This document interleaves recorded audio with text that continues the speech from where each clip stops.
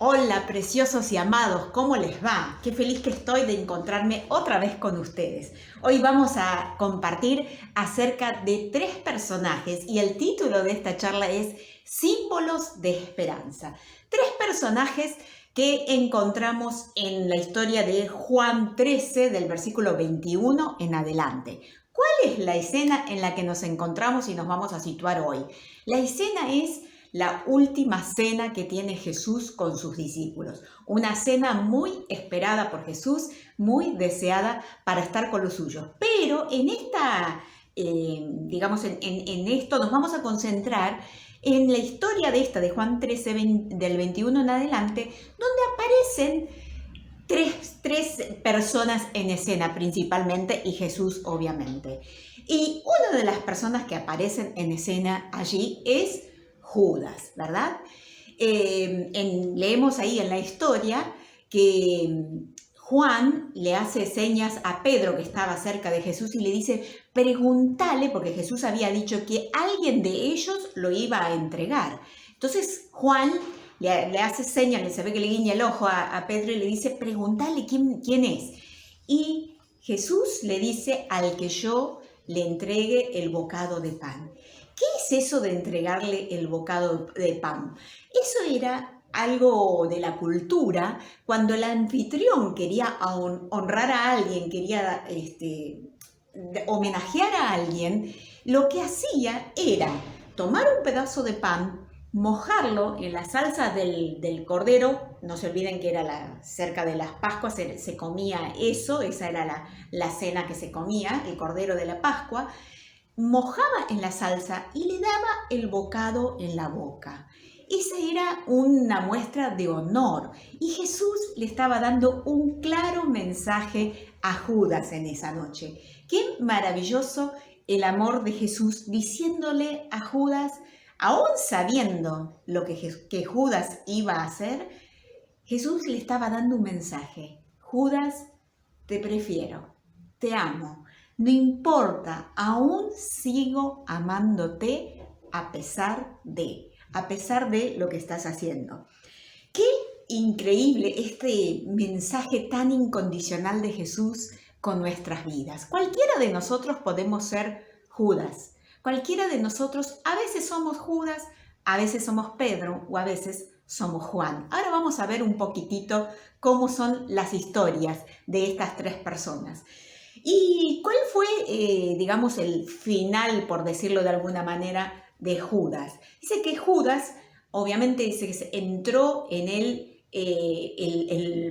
este deseo del mal y fue y entregó a Jesús, traicionó a su maestro, lo vendió, ¿sí? Lo entregó por 30 piezas de plata. Pero una vez que lo hizo, dice que tuvo remordimiento, se arrepintió, pero tuvo remordimiento, no arrepentimiento. ¿Por qué remordimiento? Porque si bien dijo, yo entregué sangre inocente, fue y quiso devolver la plata, obviamente los fariseos y los sacerdotes no les interesaba para nada. Lo que querían era esto, que Judas ya lo había hecho, ya lo había entregado, ¿verdad? Así que como no le recibieron las monedas de plata, dice que las tiró en el templo y fue y se ahorcó. Es la decisión que tomó Judas, ¿sí?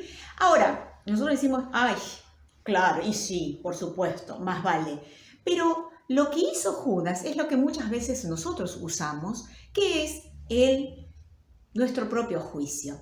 Acordate cómo es nuestra justicia. ¿Te acordás del símbolo de la justicia? Es ciega y tiene una balanza en la mano, ¿sí? Que la sostiene. Nuestro juicio es terrible de sostener, es insoportable sostener nuestro propio juicio. Y por supuesto, como Judas usó su propia justicia, no lo pudo soportar y fue y se ahorcó. Nuestra justicia es dura, no hay salida. Acá se terminó conmigo. El remordimiento es eso, es yo con yo, yo conmigo, yo con mi propio ser, yo resuelvo esto conmigo, me estoy mirando yo.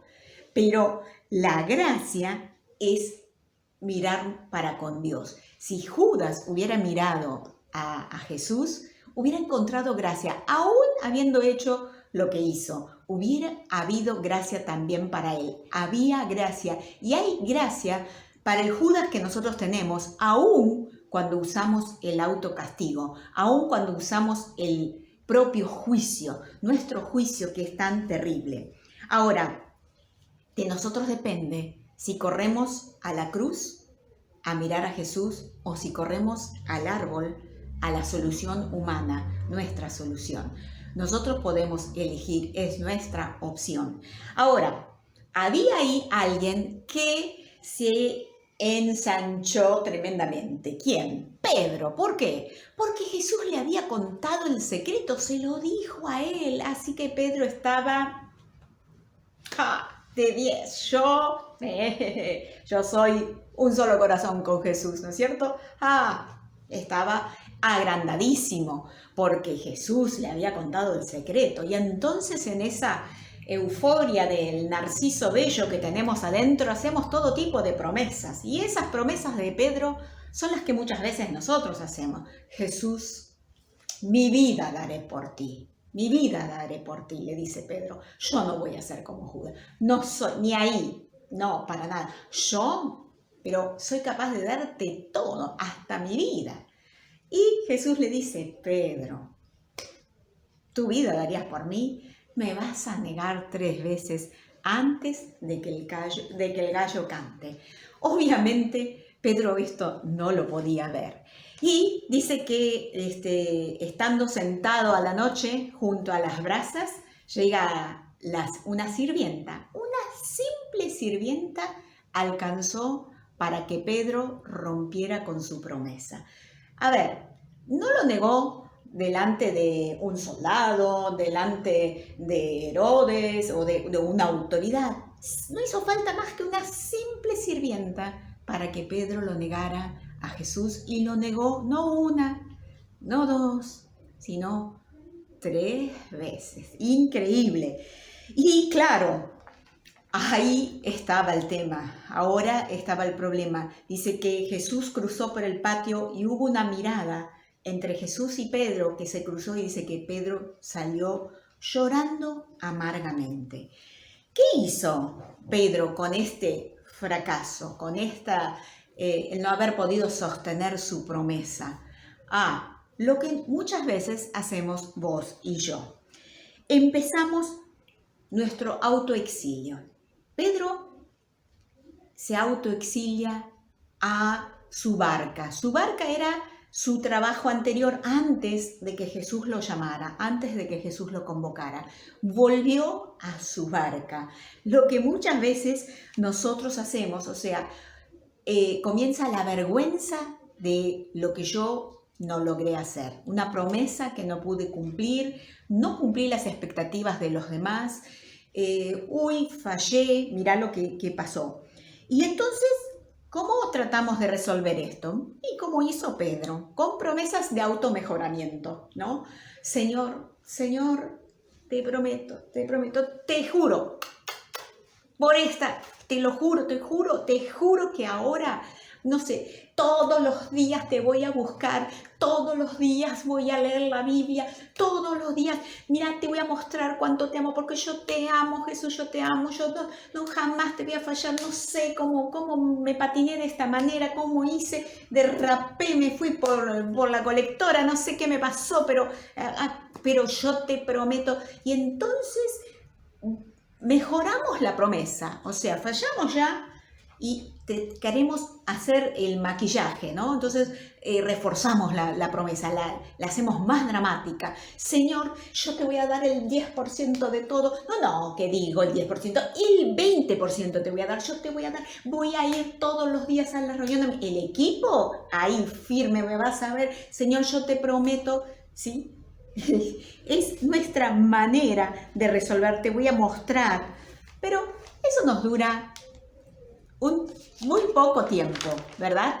Porque lo que queremos hacer es hacer justamente. Y no hay nada para hacer. Simplemente es ir al encuentro de la gracia. Entonces, como estamos buscando hacer, obviamente que nos vuelve a pasar, volvemos a fallar. Sin duda volvemos a fallar, porque no es en nuestras fuerzas, no podemos hacerlo en nuestras fuerzas. Y ahí comenzamos un círculo autodestructivo, un círculo vicioso, donde empiezo a autocastigarme, ¿sí? Como te decía recién, Pedro se autoexilió, ¿eh? Es como que dijo, no, esto yo no puedo volver a mirarle la cara a Jesús. Se autoexilió, se volvió a su barca. No quería ni verlo, ni estar cerca, por la vergüenza que sentía. Y muchas veces buscamos esto de decir, bueno, yo prometí, te reprometí, te fallé, bueno, entonces ahora, mala, me castigo. Entonces, por un mes, esto que me gusta no lo voy a hacer más. Tal vez si sos un varón decís, bueno, por un mes no sé, no voy a ir a jugar al fútbol. O esto que a mí me gusta hacer no lo voy a hacer porque esto no me puede volver a pasar. Tengo que lograr, esto no me puede suceder a mí. Entonces nos autocastigamos, nos sacamos los premios, o sea, seguimos usando, no hacemos como hizo Judas, claro, no tenemos esa reacción de Judas de ir a matarnos, de quitarnos la vida, pero abortamos el propósito que Dios tiene para nuestras vidas. La barca representa no un lugar necesariamente oscuro, la barca a la que volvió Pedro, ¿sí? No necesariamente es algo malo, sino que es un lugar de mediocridad. O sea, es un lugar donde en realidad yo me escondo de la presencia de Dios, me escondo del llamado que Dios me hizo, del propósito que Dios me hizo. Nos decimos, esto no es para mí, yo no alcanzo, no puedo llegar a eso. Y entonces vuelvo a aquello que yo creo que tengo controlado. La barca para Pedro era ese lugar conocido, controlado, donde él sabía que ahí no iba a volver a fracasar porque ese era su territorio, era lo que siempre había hecho toda su vida. Entonces me hace sentir seguro. No quiero volver a sentir este fracaso, no quiero volver a sentir esta vergüenza que siento, no quiero volver a sentir que no soy bueno, no soportaría esto, por eso me autoexilio. Y Jesús ya te sacó de ese lugar, Jesús ya te dijo, como le dijo a Pedro, Pedro, sos un pescador, pero yo te voy a hacer un pescador de hombres. Y nosotros volvemos a los pececitos, volvemos otra vez a aquello, volvemos a escondernos de la mirada de Jesús. ¿Cuál es tu barca? ¿Cuál es eso que haces cuando tenés vergüenza? ¿Dónde te metes? ¿Te autoexiliás? ¿Desapareces? Esto que nosotros nombramos en los equipos, la figura del desaparecido. No aparezco. ¿Por qué? ¿Estás en tu barca escondiéndote de la mirada de Jesús, diciéndote no soporto esta vergüenza? ¿No te puedo ni mirar, Señor? Pero te estás perdiendo el propósito de Dios para tu vida. Y tal vez tu barca es meterte a mirar series de Netflix, ¿viste? Te metes a mirar series de Netflix y dale que va ahí. O tal vez, no sé, tal vez te metes va con los videojuegos, o te vas de compras, o con un grupo de amigos, o te pones a leer por horas. ¿Es malo eso? No, pero no es el propósito al que Dios te llamó. Dios ya te sacó de ahí, Dios ya te sacó de tu vergüenza, Dios ya te sacó de ese lugar donde no pasa nada. Porque cuando leemos en Juan 21, Pedro estaba en su barca, pero Jesús lo fue a buscar. La gracia te va a buscar a donde vos estás, en tu escondite, ahí donde dijiste, no te quiero ver, no te puedo mirar la cara. Señor, no soy apto para lo que me llamaste. Lo siento, es un error, pero, viste, fallé. No cuentes conmigo. La próxima, Jesús, ¿sí? Bueno, dice que Pedro estaba en su barca, pero no había pescado nada.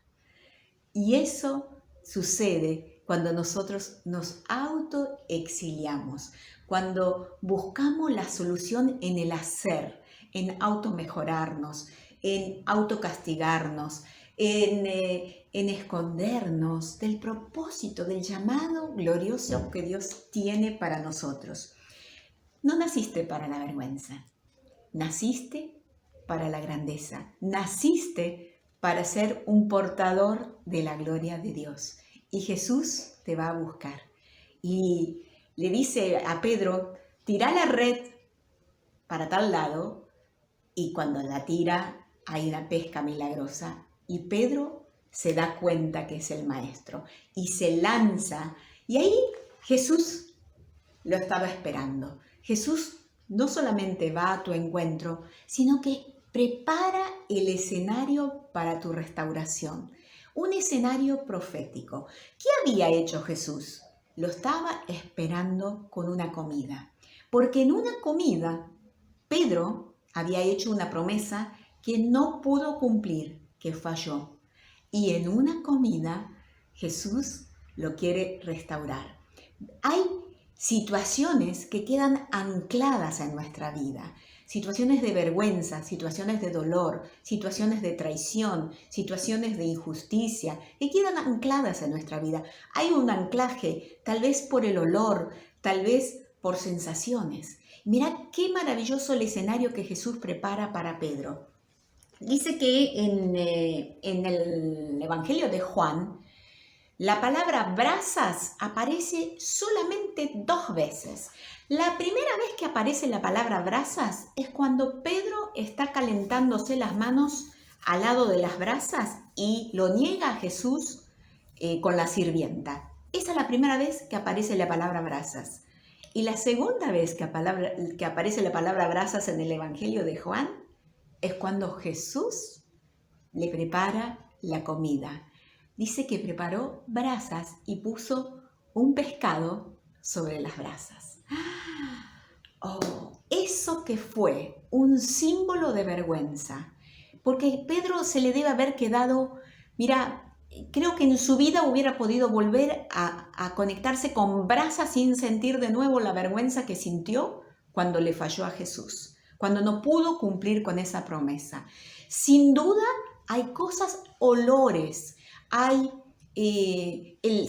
sensaciones, hay toques, hay miradas, hay sonidos que están grabados en tu archivo mental. Pero Jesús va a ir ahí, a tu archivo mental, con un escenario profético para sacarte ese anclaje de vergüenza, ese anclaje de dolor, ese anclaje de fracaso. Él quiere hacerte libre, por eso que es un símbolo de vergüenza, Jesús lo quiere transformar en un símbolo de esperanza. Ahí están las brasas. Esas brasas que para Pedro eran el recuerdo de su fracaso, eran el recuerdo de la vergüenza, pero ahora Jesús lo transforma en un símbolo de esperanza. La cruz era el símbolo de vergüenza más tremendo que una persona podía vivir. Alguien que era expuesto, desnudo, delante de toda la gente, crucificado. Ese símbolo de vergüenza, Cristo lo transformó en un símbolo de esperanza. Eso es lo que Jesús hace en nuestras vidas. Todo lo que es para vos representa un símbolo de dolor, un símbolo de fracaso, un símbolo de autocastigo. Jesús dice, yo te voy a buscar con mi gracia y preparo el escenario, preparo los detalles, el detalle perfecto para que la sanidad sea completa en nuestra vida. ¿Cuántas veces lo negó lo negó Pedro a Jesús? 3 veces. Y ahora, en este escenario, con la comida, o sea, reiterando la escena donde Pedro había hecho la promesa y que no la pudo cumplir. Pedro le había prometido, yo voy a morir por vos, mi vida voy a dar por vos. Pedro había hecho una promesa que de todo corazón lo hubiera querido sostener.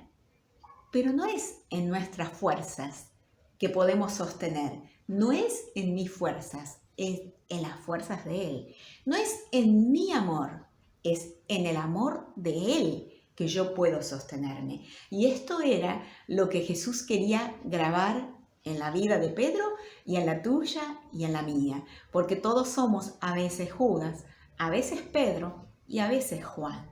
Y acá tenemos en este escenario Jesús con las brasas, recordando el anclaje que a Pedro le quedó de la vergüenza, le dice: Pedro, ¿me amas? En el griego es me agapeas, que es me amas incondicionalmente para dar tu vida por mí, ¿harías eso? ¿Es ese amor, Pedro? Y Pedro dice: Señor, tú sabes que te quiero. Ahora Pedro dice: no llego hasta ahí, Señor. Yo llego hasta acá. Te quiero. No puedo decirte que te amo. Te quiero, Señor. Pero Jesús le dice: apacienta mis corderos. O sea, Pedro, cumplí tu llamado. Salí del escondite. Segunda vez: Pedro, ¿me amas? Y Pedro, de nuevo, le responde: Señor, te quiero. O sea, son diferentes niveles. El amor ágape es el amor incondicional, es el que da todo. Pero el amor que Pedro podía sostener era el del cariño, el del quiero, yo te quiero, pero no puedo dar mi vida por vos. Señor, esto hasta acá es lo que te puedo ofrecer. Jesús le insiste: Pedro, apacienta mis corderos. Y tercera vez, Jesús ahora cambia y en vez de decirles: Pedro, ¿me amas?, le dice: ok, Pedro, ¿me quieres? Sí, Jesús, tú sabes que te quiero. O sea, Jesús bajó la vara, le dice: Pedro, no es necesario que sea en tu amor, en tus fuerzas, es en mi amor. Ahora lo vas a hacer en mi amor. Pedro, yo ya sé que no podés amarme, porque en tus fuerzas no lo vas a poder hacer, pero en mis fuerzas sí, en mi amor sí. Pedro, ¿me querés? Sí, Señor, te quiero. Apacienta mis corderos. Y le está invitando a decir: Pedro, yo estoy sacando ese símbolo de vergüenza de tu vida y lo estoy transformando en un símbolo de esperanza.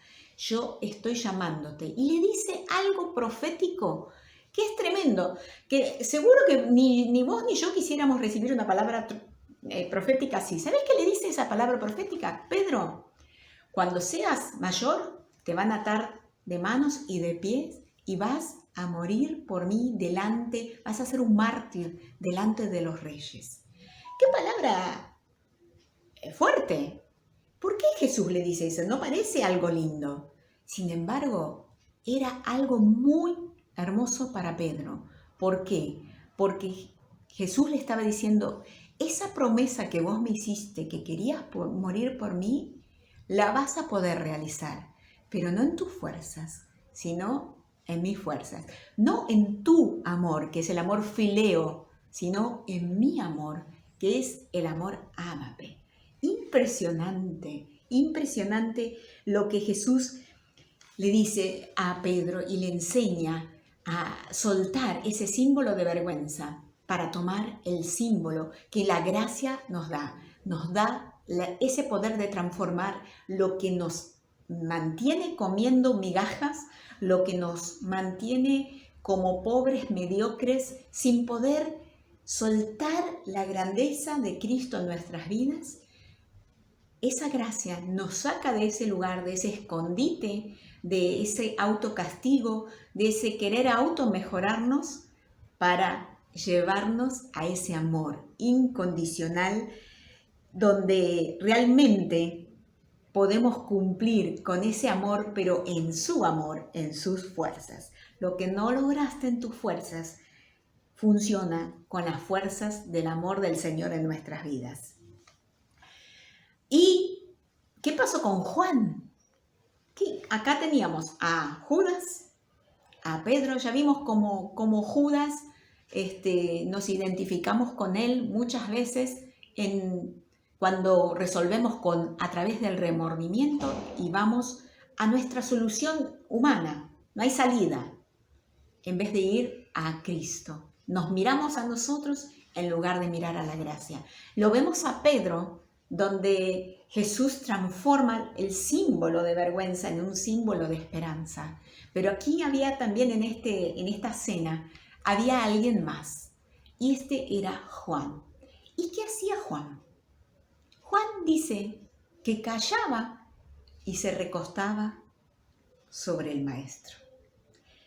Y es muy curioso porque se lo conoce a Juan como el discípulo amado. Pero si vos buscas en la Biblia, en el único lugar donde se habla de Juan como el discípulo amado es en el Evangelio de Juan. ¿Y quién escribió el Evangelio de Juan? Sí, claro que sí, Juan. O sea, él mismo se identificaba como el discípulo amado. Juan nos representa a nosotros cuando nos identificamos con el amor de Dios. Es decir, sí, ya está todo hecho, la gracia ya lo hizo todo, consumado es, ya está. No tengo que hacer nada, ni tengo que ir al remordimiento como Judas, ni tengo que ir al escondite, al autoexilio, al automejoramiento como Pedro, sino tengo que hacer como Juan. Juan se identificó con el amor y dijo, yo soy el amado. Entonces, no hay nada para hacer. Dice que Juan callaba y se recostaba sobre el pecho del maestro. ¡Qué maravilloso! ¡Qué maravilloso poder identificarnos con la gracia! Poder identificarnos con que somos amados, que somos aceptos, que ya estamos aprobados, que no hay nada para hacer, solo nos queda disfrutar. No hay nada para hacer, solo nos queda disfrutar de su amor, de su gracia, de su riqueza, de su herencia, de su casa, de todo lo que viene junto con Cristo Jesús. Juan ancló su identidad en el amor de Jesús y por eso pudo quedarse hasta el final con Jesús. Juan, el discípulo amado, se identificó con el amor y pudo permanecer al lado de Jesús, aún cuando Jesús estaba en la cruz, en las horas más difíciles de Jesús.